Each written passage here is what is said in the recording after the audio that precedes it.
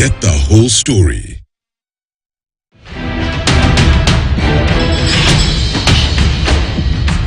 We are almost halfway into the year, and which areas do you see growth, and what is your outlook for 2022? Okay, I mean, I'm from construction sector, so I can only speak about construction sectors, and definitely I think there's a great opportunity because there's still a lot of supply gap issues with low-cost housing, and I can see that a lot of low-cost housing is going to be there. Infrastructure is continue to grow in Africa because it's required. It's a basic need for any country to grow. So if you look into that, construction sectors continue to grow. Maybe it can percentage-wise plus minus can be 1 or 2% less, but I think still the construction is going to be a very important portfolio to grow a GDP of this country. Now we can see as this COVID has been getting out of the market, I think a lot of chances of tourism is likely to become going to play a major role in economy boost. The issue is only that how as a government, as a leaders, we to take it. If you make this one of the best destination in the world to see and visit, I think people have a lot of money to spend. Last 2 to 3 years, people have not spent money in travel, and they are sitting a lot of money in the pocket. You just need to explore. So I don't know whether this time where Kenya can market them heavily in the world and try to bring people out. So tourism, construction sectors are 2 areas can really change the future of the economy. And as we wrap it up, Dr. Rakesh, of course, to every CEO right now, what is top on mind is we're going to an election cycle, and this may or may not affect operations. Historically, we've seen any election year, business activity slows down.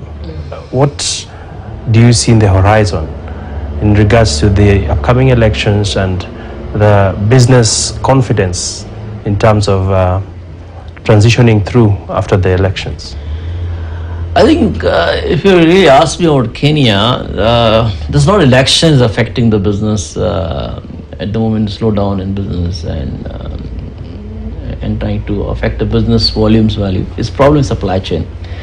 Ukraine has affected big way where they could not get many millers could not get a wheat.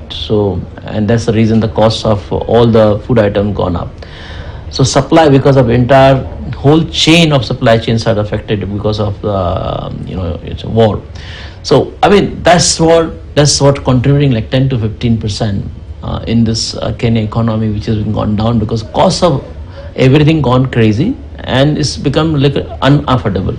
Like steel price went up to 30-40%, cement went 20%. I'm just talking about construction sector. Now talk about all food item is also gone by 30-40% because of supply chain issues. So keep election aside. So there are global supply issues which probably keep the price up, going up, and that's been affecting to everyone. I think we have seen so many elections, and I can tell you we have seen elections in Uganda, Tanzania, Rwanda, everywhere. There will be some short time where the people would like to see the mood of the country and how the leadership is going to be of the next leadership for the country.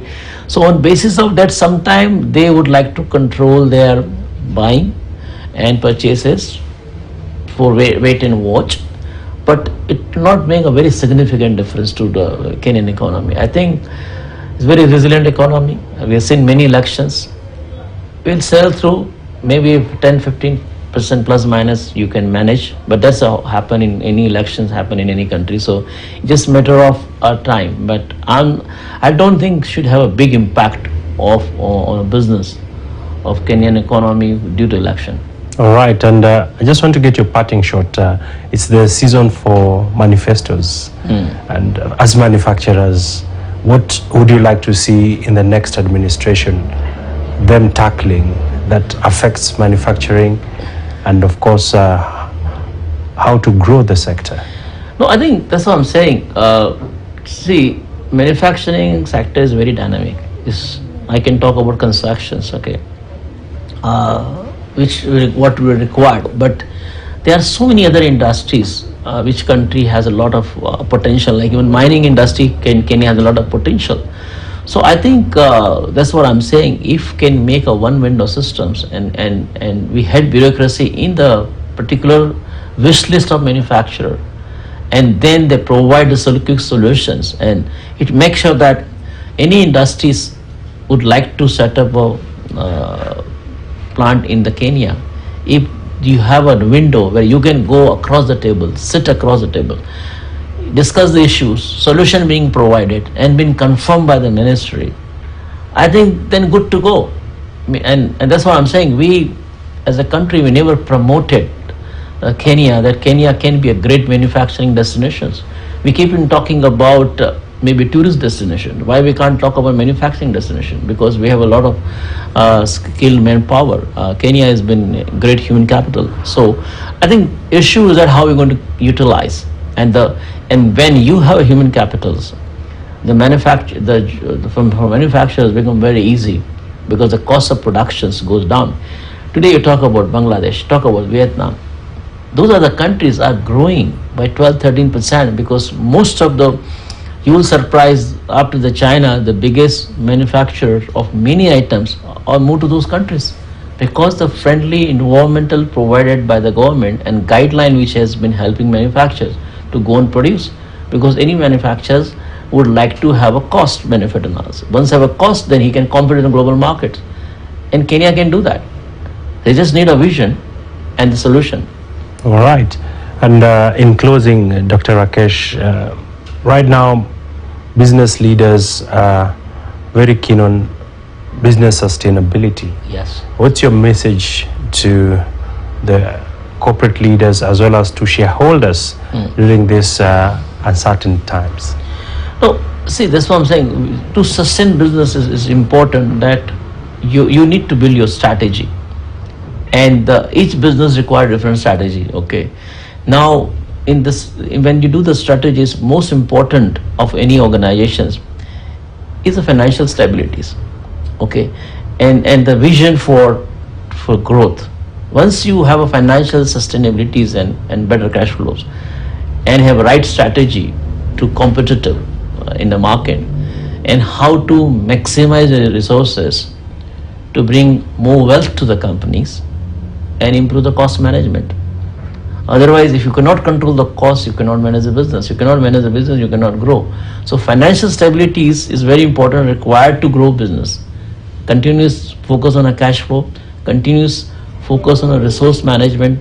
Whatever resources you have, how smartly you can utilize, how you can use the latest technology to improve your supervisions, improve your eyes on all the areas, how we can do better and how can improve the productivity.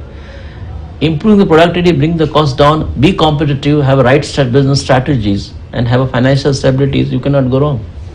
All right. Thank you, sir, for your time and pleasure, for your great insights. We do hope the business prospects remain up there. Thank you so much for having me here. Well, we've been speaking there to Dr. Rakesh Rao, the Managing Director at Crown Paints, just giving us the outlook for the sector, and manufacturing continues to really feel the heat when it comes to the cost of doing business, but they remain optimistic that things will level off in the coming days and months. Well, I'll just take a quick look at the markets, and that's all we had for you here on the Trading Bell. Until next time, keep it locked on KTN News.